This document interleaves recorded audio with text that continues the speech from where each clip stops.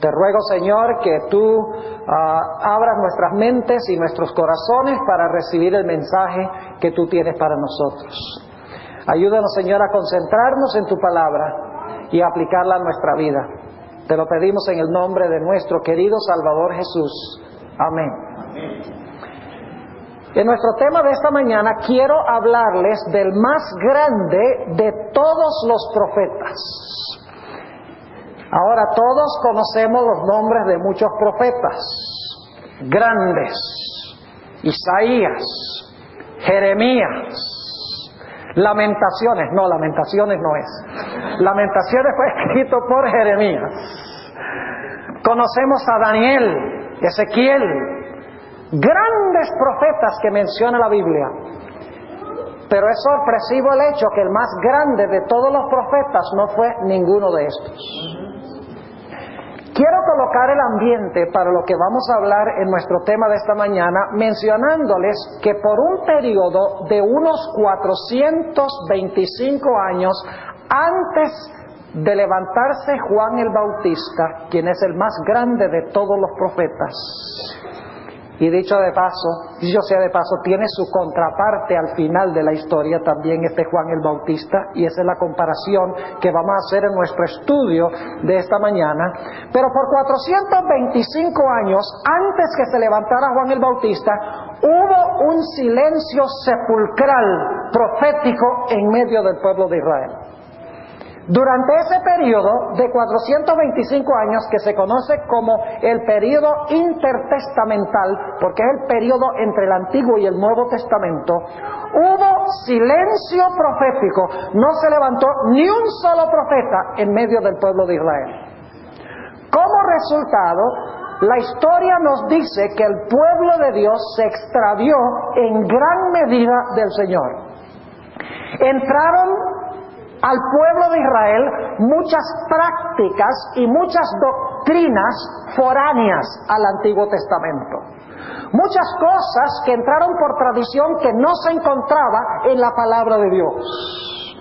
Por lo tanto, Dios levanta a Juan el Bautista como un profeta después de un largo periodo de silencio, después de entrar muchas tradiciones, muchas doctrinas y muchas prácticas que no eran bíblicas, para que Juan el Bautista restaurara la verdad de Dios. Ahora vamos a analizar algunas cosas en cuanto a Juan el Bautista, y quiero decirles que a medida que vayamos avanzando, ustedes van a empezar a captar un cuadro muy interesante. Ustedes van a decir, pero eso no se aplica solamente a Juan el Bautista. Siempre sucede donde yo he presentado este mensaje, y dicho sea de paso, solamente lo he presentado 2 veces. La primera vez fue en unas conferencias que tuve en mi iglesia, hace unos 2 meses terminé, y la otra vez fue en una iglesia al sur de nuestra conferencia, una iglesia hispana. Esta es la tercera vez que presento este mensaje, pero las primeras 2 veces, inmediatamente, a medida que estoy analizando el material, ya veo a la gente hacer así. Aquí hay algo interesante, aquí hay un paralelo interesante. Ustedes se van a dar cuenta. Ahora, lo primero que quiero que notemos, y vamos a usar mucho la Biblia en nuestro estudio de esta mañana, es que según la Biblia, Juan nunca hizo un milagro. Note lo que dice Juan 10 y el versículo 41 y 42. Juan, el capítulo 10 y el versículo 41 y 42. Juan el Bautista no hizo ningún milagro, ninguna señal. Dice allí, y muchos venían a él y decían, Juan, a la verdad, ninguna señal hizo, mas todo lo que Juan dijo ¿de quién? De Jesús era verdad. ¿Qué es lo que hizo que Juan fuera un verdadero profeta? ¿Sus señales o su mensaje? Su mensaje, dice, no hizo señal, pero todo lo que dijo en cuanto a era ¿qué? Verdad. Y muchos creyeron allí en él. Es decir, Juan no hizo ningún milagro, ninguna señal, pero su mensaje era la verdad, porque todo lo que dijo en cuanto al Mesías era cierto. Ahora, otro dato interesante es que Juan el Bautista nunca escribió un libro que encontramos en la Biblia. Imagínense eso, el más grande profeta que jamás se haya levantado, según Jesús, vamos a leerlo en un momento, y nunca escribió un libro bíblico. Note lo que dice el Evangelio según San Mateo, el capítulo 11 y el versículo 11. Mateo, el capítulo 11 y el versículo 11. Son palabras de Jesús. De cierto os digo que no se levantó entre los que nacen de mujeres otro mayor que ¿quién? Que Juan el Bautista. El mayor de todos los profetas, y sin embargo no hay nada en la Biblia que haya sido escrito por él. Es un profeta que llamamos extracanónico, porque no incluyó ningún escrito en el canon bíblico. Ahora, otro dato interesante en cuanto a Juan el Bautista es que cuando la gente le preguntaba si era profeta, él dijo no. Ahora, ¿cómo entendemos esto? Jesús dice que es el más grande de los profetas y le pregunta a Juan, ¿eres profeta? Él dice no. Vamos a leerlo. El Evangelio según San Juan, el capítulo 1 y los versículos 19 al 24. Juan 1 y los versículos 19 hasta el versículo 24. Y este es el testimonio de Juan. Cuando los judíos enviaron de Jerusalén sacerdotes y levitas que le preguntasen, ¿tú quién eres? Y confesó y no negó, mas declaró, no soy yo el Cristo. Y le preguntaron, ¿qué pues? ¿Eres tú Elías? No olviden eso, porque es un detalle importante, porque Juan va a decir que no, pero Jesús dice que sí. Y le preguntaron, ¿qué pues? ¿Eres tú Elías? Dijo, no soy. ¿Eres tú el profeta? Y respondió, no. Categórico, ¿verdad? Versículo 22. Dijéronle, pues ¿quién eres? Para que demos respuesta a los que nos enviaron. ¿Qué dices de ti mismo? Dijo, yo soy la voz del que clama en el desierto, enderezad el camino del Señor, como dijo Isaías profeta. Y los que habían sido enviados eran de los fariseos. Así que cuando le preguntaron a Juan, ¿eres tú un profeta? ¿Qué fue lo que dijo Juan? No. Cuando le preguntaron, ¿eres tú Elías? ¿Qué contestó Juan? No. Pero ahora yo quiero que ustedes noten lo que dijo Jesús. Vayan conmigo a Mateo, el capítulo 11 y el versículo 14. Mateo, el capítulo 11 y el versículo 14. Dice Jesús, aquí está hablando Jesús, y si queréis recibir, Él es aquel Elías que había de venir. Ahora eso sí está raro. Una aparente contradicción en la Biblia. Le preguntan a Juan, ¿eres Elías? No. ¿Eres el profeta? No. Pero Jesús dice, no solo es un profeta, es el mayor de los profetas. Y Jesús dice, es Elías. ¿Cómo entendemos esto? Se los voy a explicar. ¿Saben ustedes qué nombre prefería Juan el Bautista? Prefería que se le llamara el mensajero del Señor. Porque había una profecía del Antiguo Testamento que se cumplió en él. Vayan conmigo a Malaquías el capítulo 3. Malaquías el capítulo 3. Y vamos a leer el versículo 1. Malaquías 3:1. Una profecía, como veremos en unos momentos, en cuanto a la obra de Juan. Dice, he aquí, yo envío, ¿qué cosa? Mi mensajero, el cual preparará el camino delante de mí. ¿Cuál es el nombre que lleva Juan el Bautista? Mi mensajero, es decir, es el mensajero del Señor. Ahora, ¿saben por qué Juan el Bautista rehusó ser llamado un profeta y específicamente el profeta Elías? En primer lugar, porque él prefería ser llamado mensajero antes que profeta. En segundo lugar, porque había muchos profetas que le daban mal nombre a los profetas en aquella época. Muchos falsos profetas, así que dice no, porque hay tantos falsos profetas que le dan mal nombre al término, no profeso ser profeta. Además de eso, Juan el Bautista era humilde y por eso no pretendió el nombre. Noten lo que dice en el Evangelio según San Juan, el capítulo 1 y el versículo 27. Juan, el capítulo 1 y el versículo 27. Fíjense por qué Juan no dice yo soy profeta, jactándose de que es profeta. Dice en el capítulo 1 y el versículo 27, hablando Juan de Jesús, este es el que ha de venir tras mí, el cual es antes de mí, del cual no soy digno de desatar ¿qué? De desatar la correa de su zapato. Muchos en aquel día profesaban ser profetas. Juan el Bautista dice, no me digan profeta en ese sentido. Era humilde. Pero además de eso, el trabajo de Juan el Bautista involucraba mucho más que el trabajo de un profeta común y corriente. Porque el trabajo de Juan el Bautista era preparar a un pueblo para la llegada del Mesías. Es decir, su obra abarcaba una obra mucho mayor que la obra de un profeta común y corriente, como Jeremías, Isaías, que debían traer un reavivamiento al pueblo.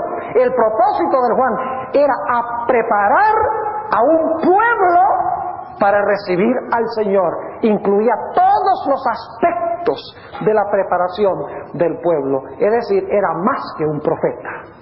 Noten lo que dijo Jesús nuevamente en Mateo el capítulo 11, Mateo el capítulo 11 y el versículo 9, para que ustedes se den cuenta que lo que estoy diciendo es la verdad. Dice Jesús, ¿mas qué salisteis a ver? ¿Un profeta? También os digo, ¿qué cosa? Y más que un profeta. ¿Era Juan el Bautista un mero profeta? No, era más que un profeta. Su obra era mucho más abarcante. Preparar a un pueblo para la venida del Mesías. ¿Era Juan un profeta? ¿Sí o no? ¿Era el mayor de los profetas? ¿Pero qué prefería ser llamado? El mensajero del Señor, porque era humilde y porque sabía que los que profesaban el nombre profeta eran unos orgullosos y le daban mal nombre, y porque su obra abarcaba más que la obra de un profeta. Ahora, otro detalle interesante en cuanto a Juan el Bautista es que había profecías bíblicas exactas que anunciaron de que él se iba a levantar. Su obra era autenticada por profecías bíblicas. Noten lo que dice Mateo 3, para que ustedes vean. Juan no se levantó de repente y la gente dice, ay, ¿este de dónde salió? No, cuando Juan se levantó, lo estaban esperando porque él citó pasajes del Antiguo Testamento demostrando que esos pasajes profetizaron que él se iba a levantar. Noten lo que dice Mateo el capítulo 3, Mateo el capítulo 3, y vamos a leer el versículo 1. Dice, en aquellos días vino Juan el Bautista predicando en el desierto de Judea y diciendo, arrepentíos que el reino de los cielos se ha acercado, porque este es aquel del cual fue dicho por el profeta Isaías, que dijo, ¿quién fue el que dijo que se iba a levantar Juan? Isaías. Había una profecía del Antiguo Testamento que profetizó que Juan se iba a levantar. Sí, voz de uno que clama en el desierto, aparejad el camino del Señor, enderezad sus veredas. Pero esta no era la única profecía que anunciaba que se iba a levantar Juan para preparar el camino para el Mesías. Había otra. Vayan conmigo al Evangelio según San Lucas, el capítulo 7 y el versículo 27. Lucas, el capítulo 7 y el versículo 27. Dicho sea de paso, esa profecía, la primera que notamos de Isaías, es Isaías 40 y el versículo 1 al 3. Ahora noten Lucas 7 y el versículo 27. Lucas 7:27, y aquí está hablando Jesús, y vamos a leer el versículo 26 para el contexto. Este es, versículo 27, por ahorrar el tiempo, este es de quien está escrito, Juan el Bautista se levantó en armonía con una profecía bíblica? ¿Sí o no? ¿Estaba profetizado? Sí. Este es de quien está escrito: he aquí, envío mi mensajero delante de tu faz. ¿De dónde viene esta profecía? La leímos hace algunos momentos, de Malaquías 3 y el versículo 1. El cual aparejará tu camino, ¿qué? Delante de ti. Y noten el versículo 28, porque os digo que entre los nacidos de mujeres no hay mayor profeta que ¿quién? Que Juan el Bautista. Ahora fíjense qué interesante esto, dos profecías del Antiguo Testamento que anunciaron de que antes que viniera el Mesías iba a venir alguien. ¿Para qué? Para preparar el camino. Ahora escuchen algo muy interesante. ¿Saben ustedes que esa profecía de Malaquías 3, si van conmigo un momento allá, de nuevo, Malaquías el capítulo 3, es una profecía muy interesante? Porque dice que después de preparar el camino para el Mesías venidero, el Mesías iba a venir a purificar su templo. Noten lo que dice Malaquías 3 y el versículo 1. Es decir, él está anunciando que el precursor viene a preparar a Israel porque viene el Mesías a purificar el templo. Noten nuevamente el versículo 1. He aquí yo envío mi mensajero, el cual preparará el camino delante de mí. Y noten esto. Y ¿luego qué? ¿Luego de qué? Luego de la preparación, vendrá a su templo ¿quién? El Señor, a quien vosotros buscáis, y el ángel del pacto, a quien deseáis vosotros. He aquí viene, ha dicho Jehová de los ejércitos. Y luego entonces ustedes notan en los siguientes versículos que dice, noten el versículo 3, dice: y sentarse para afinar y limpiar la plata, porque limpiará los hijos de Leví, los afinará como a oro y como a plata, y ofrecerán a Jehová ofrenda con justicia. Viene a purificar su ¿qué? Su templo. Es decir, Juan el Bautista se levanta para preparar a un pueblo para el tiempo cuando se vaya a purificar el templo. Ahora yo pregunto, ¿el Señor Jesucristo purificó el templo? ¿Cuántas veces? 2 veces. Al principio de su ministerio y ¿cuándo? Al final de su ministerio. No olviden eso. Una de las profecías que habla de la venida de Juan es para que Juan prepare al pueblo para la purificación del templo o para la purificación del santuario.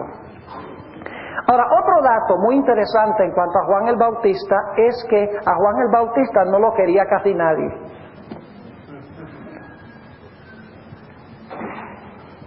Era odiado, particularmente por los dirigentes religiosos. ¿Saben ustedes que ellos decían que él tenía un demonio?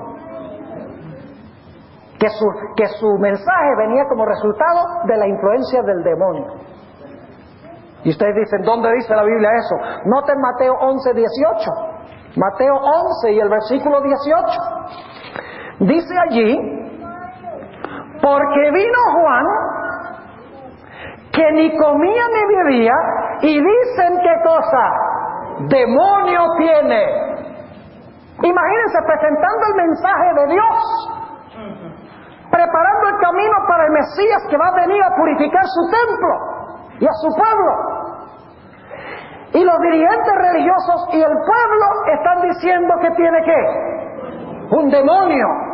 Noten también lo que dice en Lucas 7, 29 y 30. Lucas 7 y el versículo 29 y 30.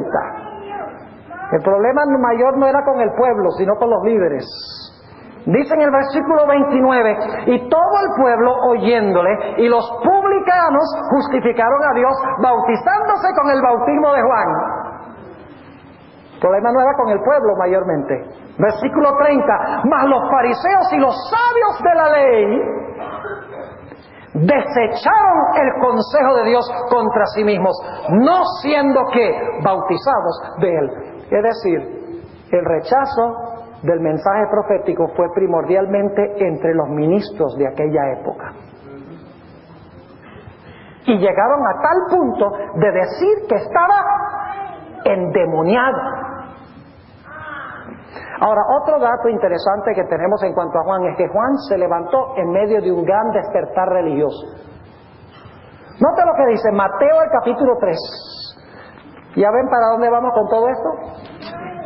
¿Ya se dan cuenta? ¿Cuántos se dan cuenta? Muevan la cabeza. Ya saben. ¿A quién vamos a comparar con Juan? ¿A quién vamos a comparar con Juan? A ver.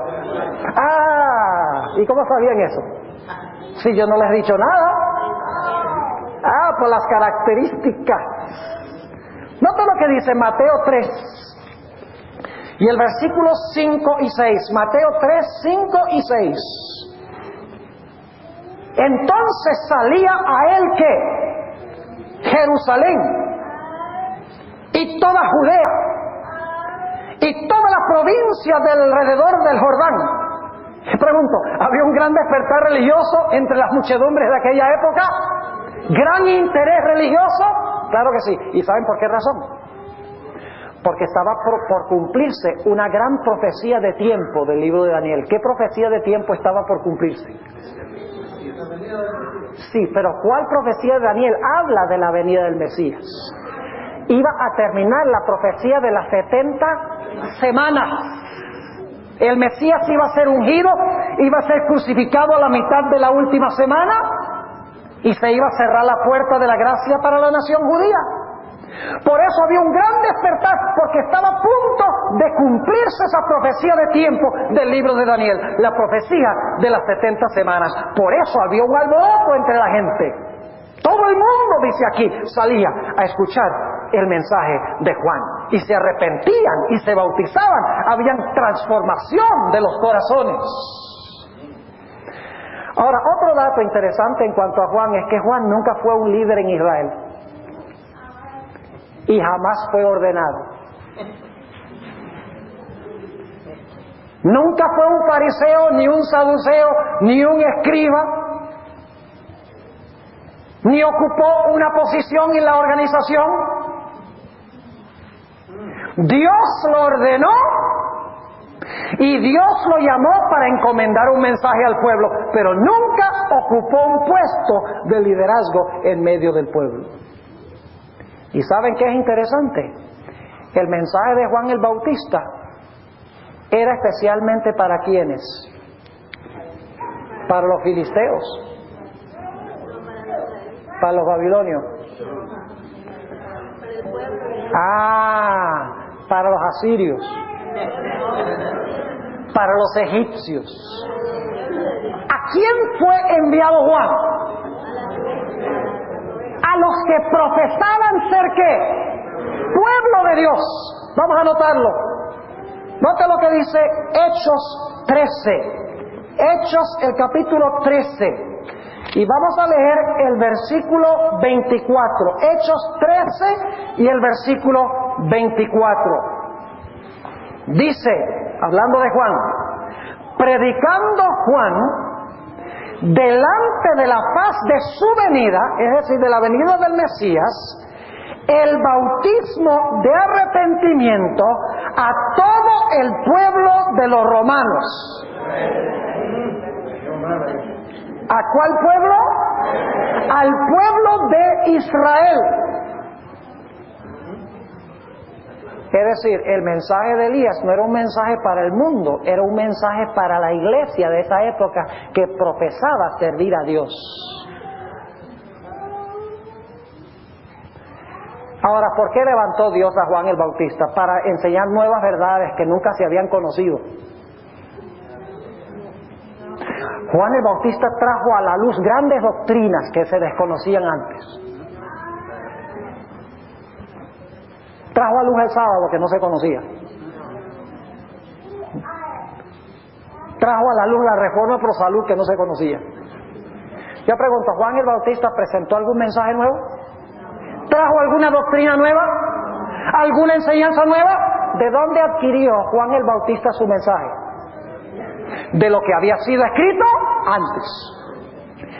Todo lo que él dice, la profecía decía.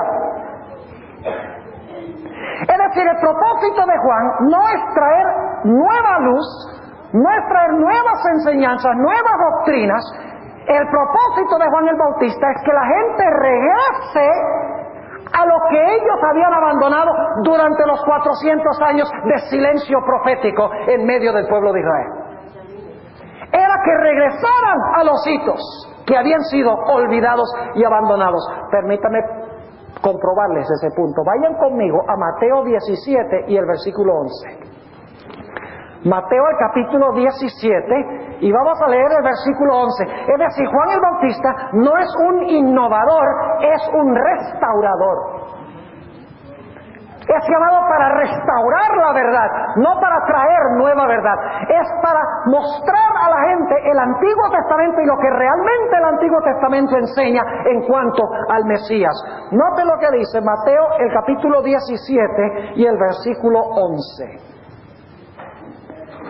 Y respondiendo Jesús les dijo: a la verdad, Elías vendrá primero que ¿quién? Primero que el Mesías. ¿Y qué va a hacer cuando venga? Y creará nuevas verdades. No, dice restituirá todas las cosas. ¿Qué significa restituir? Restaurar. ¿Qué es restaurar? Si la casa suya, un terremoto, resquebraja las paredes y el techo, después del terremoto, ¿qué hacen? Llaman a unos constructores para restaurarla. No para hacer una nueva casa, sino para arreglar la casa vieja. Es decir, este profeta no es llamado para traer nueva luz, es para restaurar ¿qué cosa? La luz que había sido dada y que había sido olvidada y pisoteada y abandonada. Es más, noten lo que dice Lucas 1, para que ustedes vean que Juan el Bautista es el gran restaurador. Dicho sea de paso, en el Antiguo Testamento Elías también es el gran restaurador. ¿Recuerdan ustedes que lo primero que hizo Elías cuando llegó al monte del Carmelo fue tomar las piedras del altar de Dios que había sido derribado y puso las piedras una encima de la otra? Y ahora va a restaurar el verdadero sacrificio y va a restaurar los mandamientos de Dios que habían sido olvidados por Israel. Es el gran restaurador. No es uno que trae nueva luz y nuevas enseñanzas. Noten Lucas 1 y el versículo 17. Porque Él irá, el precursor del Mesías, porque Él irá delante de Él. ¿Quién es el primero él aquí? Juan. ¿Y el segundo él? Jesús. Porque Él irá delante de Él con el espíritu y el poder de Elías. ¿Para qué? Para convertir los corazones de los padres. ¿Quiénes son los padres? ¿Quiénes son los padres de Israel? Abraham, Isaac y Jacob. Recuerda que cuando los fariseos hablan nuestros padres en el desierto, nuestros padres, ¿se estaban refiriendo a los fundadores? Así que cuando dice que va a convertir los corazones de los padres a los hijos y los rebeldes a la prudencia de los justos, está diciendo que va a restaurar la armonía entre los padres y los que viven en la época de Juan. ¿Y cuál es el propósito? Note la última parte del versículo. Para aparejar, ¿qué es un sinónimo de aparejar? Para preparar para el Señor un pueblo, ¿qué cosa? Apercibido. ¿Y qué significa apercibido? Un pueblo listo. Listo. ¿Cuál era el propósito de Juan el Bautista? Restaurar toda la verdad para que cuando viniera el Mesías, el pueblo, habiendo aceptado la verdad, estuviera listo para recibir a este Mesías. Ahora yo pregunto, ¿cuál fue el mensaje de Juan el Bautista? El reloj está yendo muy rápido, así que se los voy a resumir y les voy a dar solo los textos, porque ustedes los conocen. Mateo 3:3 dice, ¿qué cosa? Arrepentíos. Arrepentíos y bautícese. Ahora yo pregunto, ¿de qué se arrepiente usted? ¿De qué se arrepiente? De lo malo, oigo yo. ¿Y cómo se llama eso malo? Ah, gracias, pecado. ¿Y qué es pecado? Entonces usted puede llamar al arrepentimiento sin exaltar la ley. No, porque la ley es la que nos muestra que somos malos y que necesitamos arrepentirnos. Así que Juan el Bautista, cuando llama a la gente a arrepentirse del pecado, está exaltando ¿qué? La ley como la norma de la justicia. Y cuando dice bautícese, el bautismo es ¿para qué? Para remitir ¿qué? El pecado. Ahora fíjense qué lindo, no solamente predica Juan arrepentirse del pecado y exalta la ley, porque el pecado es transgresión de la ley, sino que Juan también presentó la solución por el pecado en su mensaje. Ustedes saben, en Juan 1, 3 veces, Juan el Bautista apunta a Jesús y dice ¿qué cosa? He aquí el Cordero de Dios que quita el pecado del mundo. Restaura la ley, ¿cómo no? Porque la ley muestra el pecado, pero también muestra ¿a qué? La solución del pecado, al Mesías, el Cordero de Dios que quita el pecado del mundo. Exalta la ley y la gracia. Pero ¿saben qué más hace? Reprende a los líderes. Porque aquellos a quienes fue mandado Juan el Bautista se creían muy autosuficientes, se creían el pueblo escogido. Nosotros somos el pueblo especial de Dios, decían. Pueblo escogido. Y Juan el Bautista dice, olvídense de eso. No penséis decir en vuestros corazones, somos hijos de Abraham, porque Dios puede levantar hijos de Abraham de estas piedras.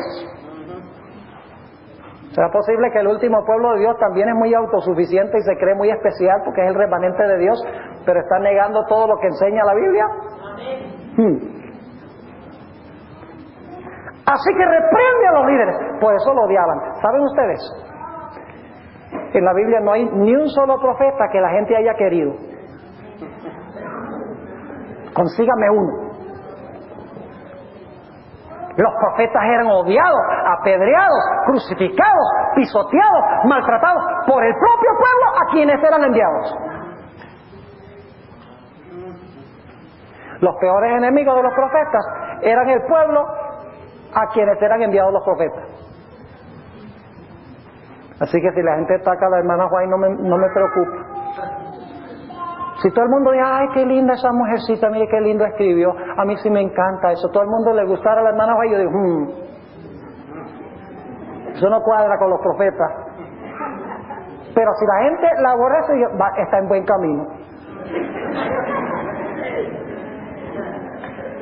Y la razón por la cual no quieren a los profetas es porque los profetas se meten en la vida privada. Le dicen a uno lo que es. Al pan y al jugo de uva, jugo de uva.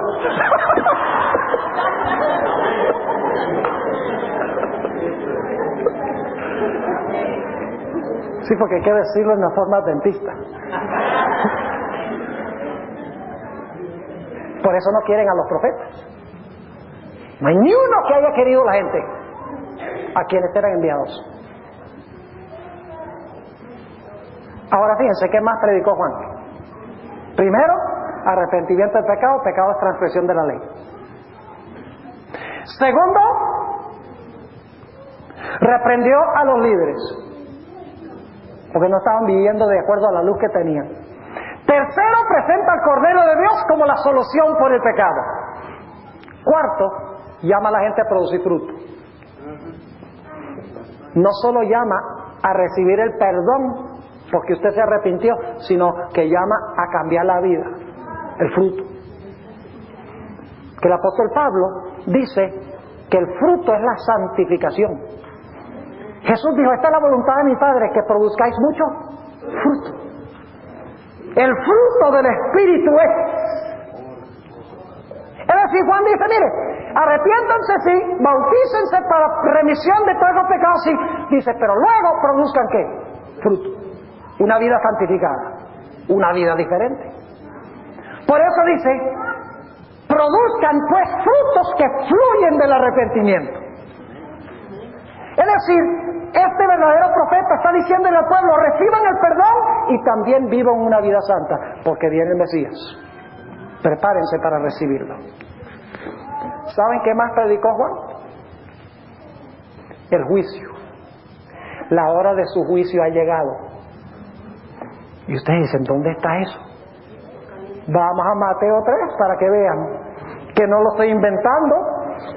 Mateo capítulo 3, y vamos a leer el versículo 12, Mateo 3:12. Y podríamos dedicar mucho tiempo a cada aspecto de esto, solamente les estoy dando el esqueleto para que tengamos la idea y sigamos estudiando este asunto, este paralelo. Noten lo que dice Mateo 3 y el versículo 12. Hablando del Mesías, su aventador en su mano está, y aventará su era. ¿Saben lo que es un aventador? En los tiempos bíblicos se echaban el grano en el suelo, y entonces a veces ponían bueyes a pisotear el grano para que la cáscara se desprendiera del grano. No querían que el grano tuviera la cáscara, la hojarasca, cizaña. Entonces después que, ¿recuerdan que Sansón lo pusieron a hacer eso? Cuando le sacaron los ojos, con los bueyes a trillar el trigo. Entonces después que los bueyes habían caminado y caminado, se había desprendido la cáscara, entonces había una gente con unos abanicos así bien grandes, y alguna gente agarraba el trigo y lo echaba para arriba, y los abanicos echaban la hojarasca, y entonces caía el trigo al suelo porque era más pesado. Eso es lo que significa su aventador. Así que dice, su aventador en su mano está, y aventará su era. ¿Y qué va a hacer? Allegará su trigo ¿en qué? En el alfolí, y quemará la paja en fuego que... Ahí dice nunca se apagará, pero la palabra nunca no está en el original. Sencillamente dice en el fuego que no se apaga. No dice nunca se apagará, dice que no se apaga. Es decir, no se apaga mientras se está quemando. Ahora pregunto, ¿Juan el Bautista proclamó un mensaje de separación? ¿De juicio? ¿Separar a los buenos de los malos? Para que cuando viniera el Mesías hubiese un remanente que lo aceptara, ¿sí o no? Claro que sí. Ahora, escuchen bien. Si ustedes hubieran mirado a Juan el Bautista, ustedes hubieran considerado que era bien raro. Tal vez era el fundador de un culto, de un cult. Porque la vestimenta vestía raro, y comía raro, y vivía en un lugar raro, y predicaba raro. Me imagino que no, es un fanático. Y sin embargo era el mayor de los profetas. Y eso lo digo porque hoy en día mucha gente dice, no, la iglesia adventista es un culto. Pues viene esa profetisa que dice todas esas cosas raras, que hay que cambiar la forma que uno viste, la forma que uno come, la forma donde uno vive. Entonces, no. Eso ya es fanatismo. Y hasta lo están diciendo ¿dónde? En la misma iglesia. Si usted hubiera mirado a Juan, lo hubiera encontrado bien raro comparado con toda la gente de esa época. Ahora les voy a decir algo muy solemne. Juan el Bautista, a pesar de ser el mayor de los profetas, cometió errores. Y en algunas cosas su conocimiento era parcial. Creció con el transcurso del tiempo en su conocimiento. Les doy un ejemplo. Cuando Jesús viene a Jordán, Juan dice, ¡he aquí el Cordero de Dios que quita el pecado del mundo! ¡Este es el Mesías! Más adelante manda a unos discípulos que le pregunten, ¿eres tú el que estamos esperando o hay que esperar a otro?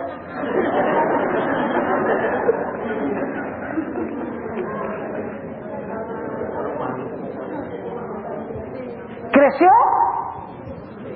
¿Tuvo que corregir algunos de sus conceptos? Sí, señor. ¿Y saben algo? Una de las razones por las cuales Juan el Bautista no comprendió bien. Ustedes recuerdan que acabo de leer de que su aventador en su mano está y la hojarasca la va a tomar y la va a echar ¿dónde? En el fuego. ¿Saben que Juan el Bautista no entendió bien la diferencia entre la primera y la segunda venida? Él creía que iba a haber una sola venida del Mesías. Y por eso cuando Jesús habla de amor y de misericordia y hace milagros, dice, bueno, ¿y qué clase de Mesías es este? Su aventador en su mano está. Y va a separar el trigo de la cizaña. no comprendía bien, era humano, era imperfecto y creció en su conocimiento. No olviden eso, porque es un dato muy importante. Último punto que quiero hablar en cuanto a Juan el Bautista, para luego hacer la comparación, y la comparación la vamos a hacer rapidito, porque el tiempo ya se fue. Quiero hablarles un momento de la luz mayor y la luz menor. Saben que hasta hace 2 meses yo creía que esa terminología que usa la hermana White, de que Dios ha llamado una luz menor, que es el Espíritu de Profecía, para llevar a los hombres y las mujeres a la luz mayor, yo pensaba que esa analogía, comparando el Espíritu de Profecía y la Biblia, bajo el término de luz menor y luz mayor, estaba usando la hermana White la comparación entre el sol y la luna, porque el sol es la luz mayor y la luna es la luz menor. Yo pensaba, bueno, la Biblia es como el sol y la luna es como los escritos del Espíritu de Profecía.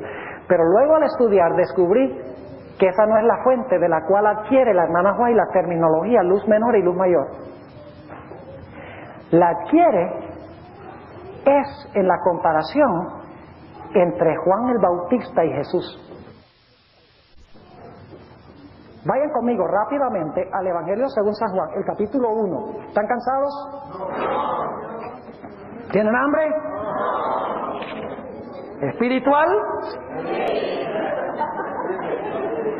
Fíjense, Juan 1, versículos 7 y 8. Juan 1, 7 y 8. Este vino por testimonio, para que diese testimonio de la luz, para que todos creyesen por él. Y ahora escuchen esto. No era él la luz. ¿Quién no era la luz? Juan. No era él la luz, sino para que diese testimonio de la luz. ¿Por qué levantó Dios a Juan el Bautista? Para dar testimonio de la ¿qué? De la luz. Ahora viene mi pregunta. ¿Para qué necesitaba Dios levantar una lucecita si iba a venir la lucesota?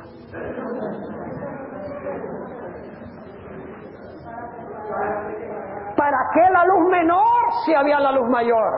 Antes de contestar esa pregunta, quiero mostrarles algo muy interesante. Aquí dice que Dios levantó a Juan para dar testimonio de la luz y que Juan no era la luz. Pero ¿saben que Jesús dijo que Juan sí era la luz? ¿Cómo así? Vamos a Juan 5 para que lo vean. Juan 5, 35 y 36. Juan 5, 35 y 36. Aquí Jesús está hablando de Juan. Él era una...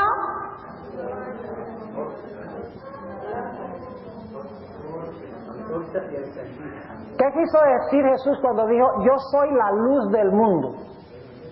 ¿Cuál luz? ¿Cuál es la luz del mundo? Literalmente hablando, el sol. Así que cuando Jesús dijo, yo soy la luz del mundo, Él está diciendo, yo soy como el ¿qué? El sol. ¿Pero qué es Juan? Una antorcha. ¿Qué tiene más luz, el sol o una antorcha? Pero si se va a levantar el sol, ¿para qué una antorcha? Algunos dicen, yo no necesito a Elena White, la Biblia nomás. ¿Para qué una luz menor si tenemos una mayor?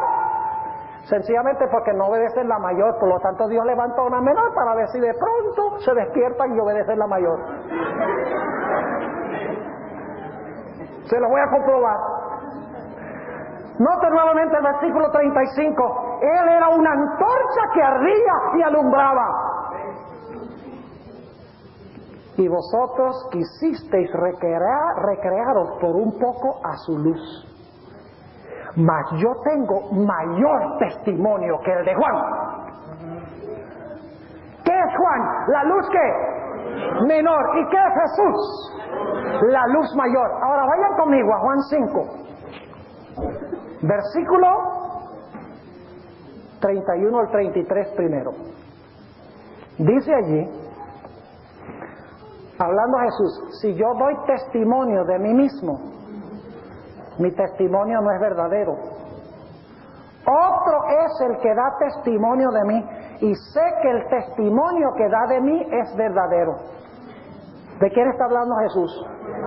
De Juan, versículo 33. Vosotros enviasteis a Juan y él dio testimonio a la verdad.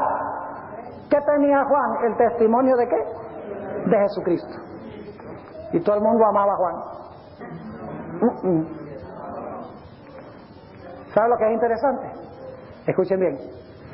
Lo interesante es que los que profesaban creer la luz mayor terminaron rechazando la luz mayor porque rechazaron la luz menor.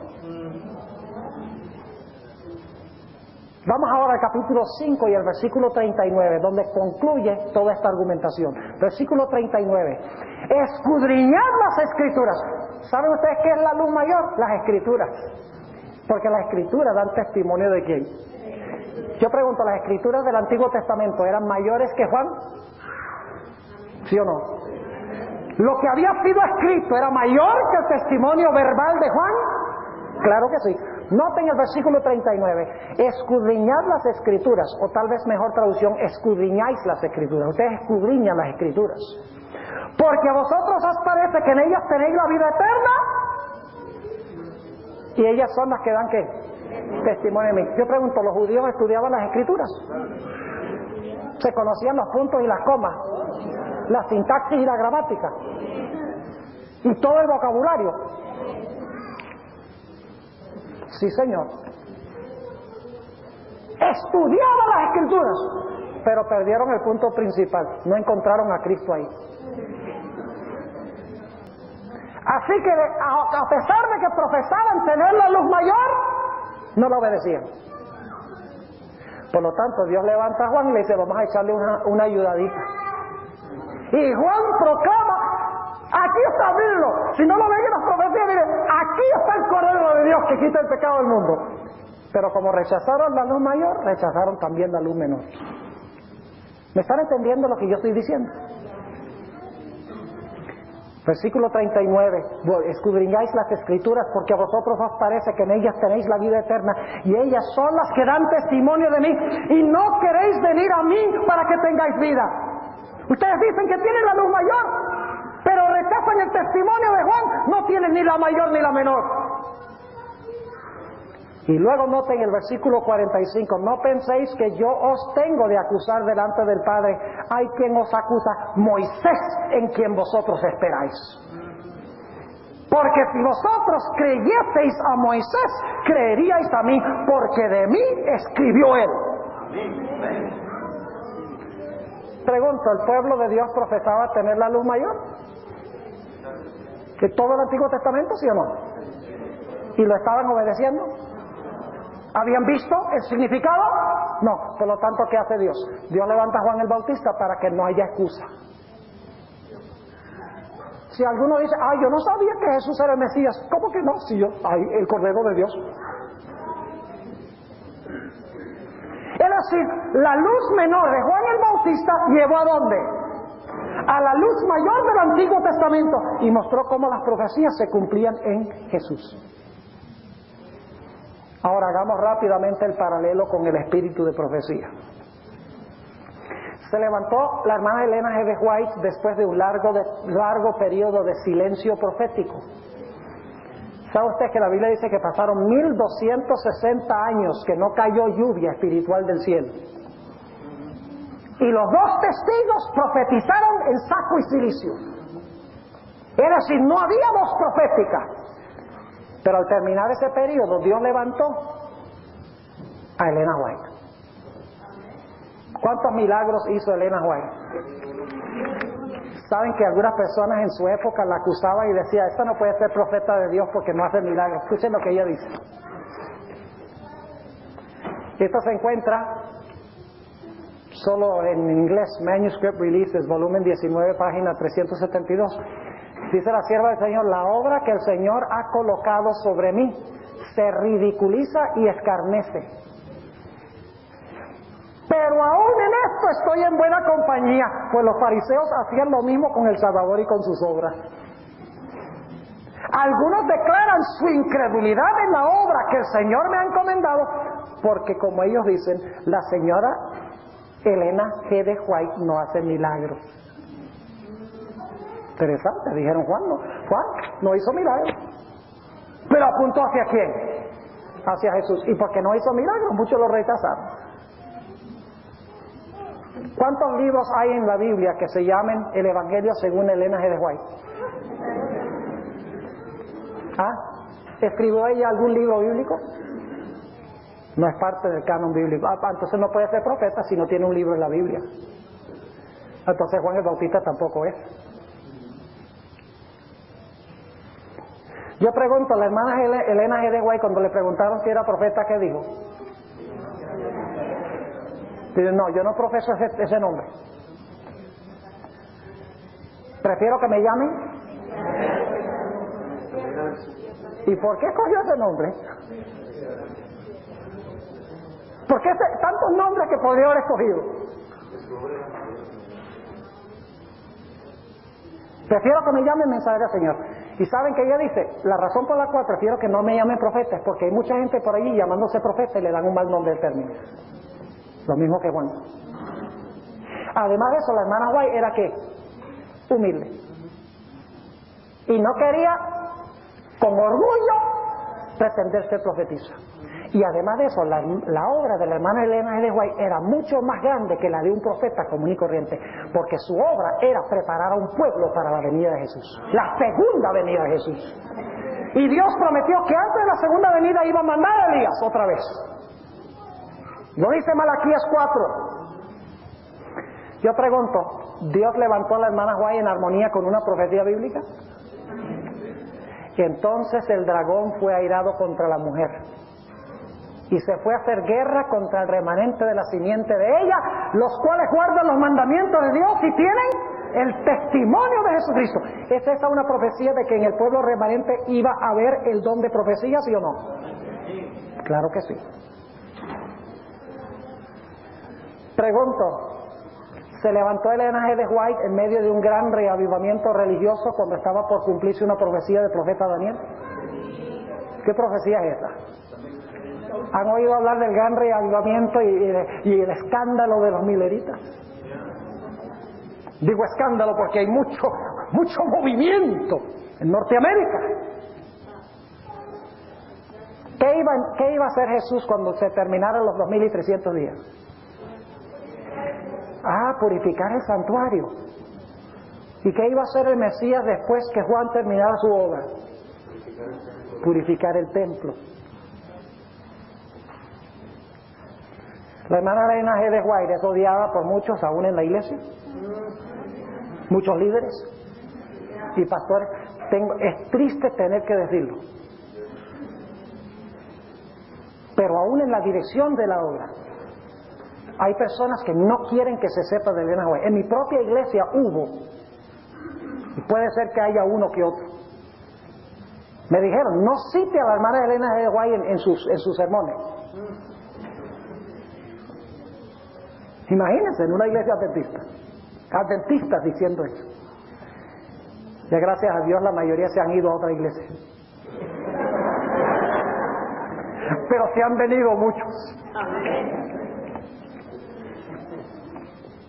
Si la hermana White es tan odiada, es porque debe andar por buen camino.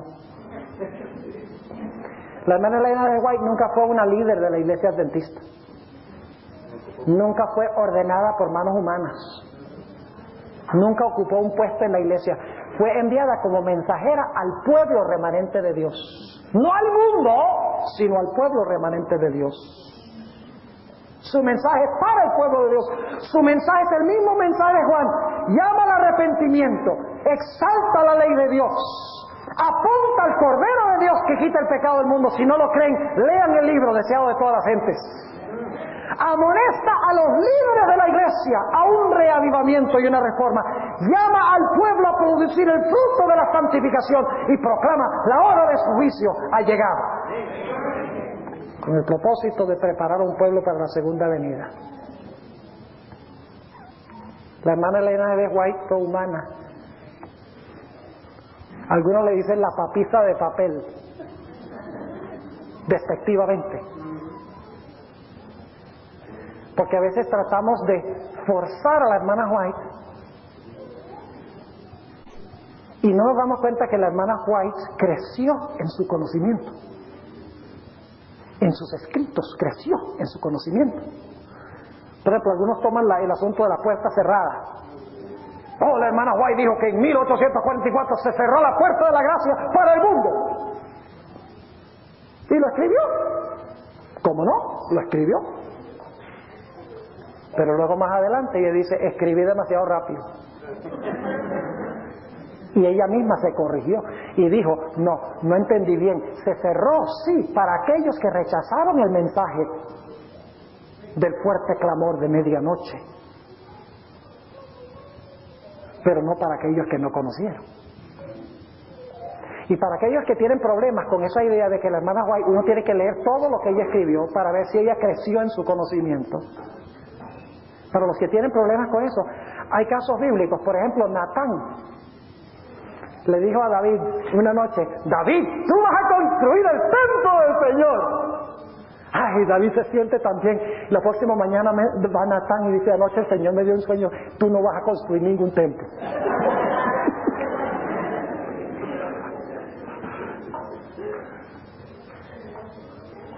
Así que no obliguen a la hermana White a ser infalible.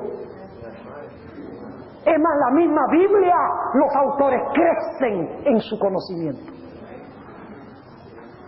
Pero porque hay cosas que están propensas a ser dudadas, no significa que vamos a dudar de todo. Hay siempre lugar para dudar, pero también hay siempre lugar para tener fe. Finalmente, ¿saben ustedes por qué Dios levantó a Elena G. White? ¿Cuántas nuevas doctrinas trajo Elena White? Usted puede comprobar el sábado de la Biblia sin usar el espíritu de profecía. ¿Puede comprobar el sábado? ¿Puede usted comprobar que uno debe tener cuidado con el cuerpo, que no debe comer carne de puerco? Ah, ok. ¿Puede usted comprobar en la Biblia que los muertos no saben nada? ¿Puede usted comprobar en la Biblia que en 1844 comenzó el juicio? ¿Sí? ¿Cuántas nuevas doctrinas, cuánta nueva luz trajo Elena White? Ninguna. Entonces, ¿para qué la levantó Dios si tenemos la Biblia? Los cristianos hoy dicen, tenemos la Biblia, no necesitamos ningún profeta. El problema es que no están obedeciendo la Biblia, igual que los judíos. Así que Dios dice, les voy a dar una ayudadita. Y Dios levanta a la hermana White para despertar el interés de la gente en el estudio de la Biblia. Es la luz menor que lleva a la luz mayor. Y si a usted no le gusta la idea de tener un profeta que es una luz menor, porque usted dice yo tengo la luz mayor, entonces usted tampoco puede entender por qué Dios levantó a Juan el Bautista una luz menor para alumbrar hacia la luz mayor. Termino con esta cita. Esto está en Mensajes Selectos, tomo 3, página 30 en inglés. No pude conseguir la página equivalente en español. Dice la sierva del Señor, se hace poco caso a la Biblia y el Señor ha dado una luz menor para guiar a los hombres y a las mujeres a la luz mayor. ¿Poco caso se hace a qué? A la Biblia. Y por eso Dios levanta el espíritu de profecía para nuevamente despertar en nosotros el deseo de estudiar la Sagrada Escritura como debe ser. Qué maravilloso don Dios ha dado a esta iglesia, hermanos y hermanas. ¿Cómo sería de diferente esta iglesia si nosotros obedeciéramos los consejos inspirados? Como día y noche estaríamos creciendo explosivamente. Pero donde no hay visión, el pueblo se disipa. Es tiempo de que saquemos los libros rojos y le quitemos el polvo y nos pongamos a leer y a comparar con la Biblia. Quitémosles el celofán. Termino con esto, palabra. Este es el último comentario. Un hermano de una iglesia en Colombia, un día fui a visitarlo, le dije, pastor, venga, quiero mostrarle mi biblioteca. Y me lleva y muestra la biblioteca y dice, tengo todos los libros de la hermana Elena de White, mire, ahí están toditos. Y ¿saben lo interesante? Es que toditos estaban cubiertos con papel celofán. Entonces yo le digo, pero hermano, ¿cuántos de esos has leído? Dice, no, pastor, ninguno. Le dije, ¿cómo que ninguno, hermano? ¿Por qué no? Quítales el celofán, léalos. Dice, quitar el celofán, pastor. Si les quito el celofán se dañan. Ustedes no me creen esta historia, pero es la verdad. ¿De qué vale tener un montón de libros en un escaparate y no quitarles el celofán para leerlos? Usted puede tener un plato de comida muy sabroso. Ah, mire, como que nos espera abajo ahorita. Ah, arroz, carne vegetal, ensalada, vegetales, postre, todo eso está en un plato lindo en la mesa. ¿De cuánto le sirve si no lo come? Puede tener este libro muy bonito, muy hermoso allí, precioso, pero si no se lo come, ¿de qué le sirve? Cuando comemos es que nos fortalecemos con aquello que comemos. De la misma manera, cuando comemos la palabra de Dios, el Espíritu de profecía, nos fortalecemos espiritualmente. Hagámoslo, mis hermanos y hermanas. Oremos. Padre Celestial, te damos gracias por este maravilloso don que has dado a tu iglesia, que muchas veces hemos rechazado y hemos ignorado. Te ruego, Señor, que tú nos ayudes a amar este don, a volver a la casa, a sacar los libros, a leerlos y a implementarlos en la práctica en nuestras vidas. Gracias te damos, Señor, por cumplir tu promesa. Y gracias te damos por este maravilloso don. En el nombre de Cristo nuestro Salvador. Amén.